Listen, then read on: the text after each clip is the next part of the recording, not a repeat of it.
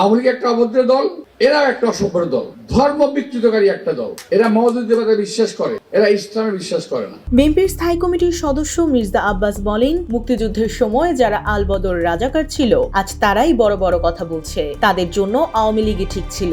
একটা অসভ্য দল আর একটা অসভ্যদের দল। তাদের রাজনৈতিক আচরণ ও আদর্শের অসভ্যতার মিল রয়েছে। তিনি দাবি করেন, মুক্তিযুদ্ধের সময় আলবদর ও রাজাকার হিসেবে পরিচিত ব্যক্তিরা এখন আবার ভোট চাইছেন এবং বড় বড় কথা বলছেন।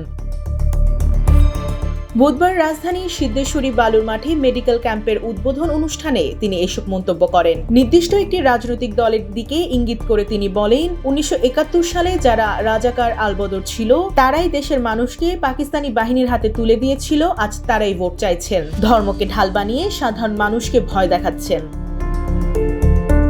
মির্জা আব্বাস বলেন, কিছু প্রার্থী ভোটারদের জান্নাত জাহান্নাম দেখিয়ে বিভ্রান্ত করার চেষ্টা করছেন। তিনি অভিযোগ করেন, কোথাও কোথাও ভোট না দিলে কুপিয়ে মারার হুমকিও দেওয়া হচ্ছে। তিনি আরো বলেন, যারা একসময় বাংলাদেশ চায়নি তারাই আজ ভোট চাইতে নেমেছে। আর আওয়ামী লীগের মতো আচরণ না করলেই তাদের কণ্ঠস্বর উঁচু হয়ে ওঠে। বলতে খারাপ লাগলেও আপনাদের ঔষধ হলো আওয়ামী লীগ। জামাত হলো ধর্ম বিকৃতকারী দল। ইসলামের প্রকৃত চেতনাকে ধারণ করে না, শুধু মুসলমানের লেবাস আছে তাদের।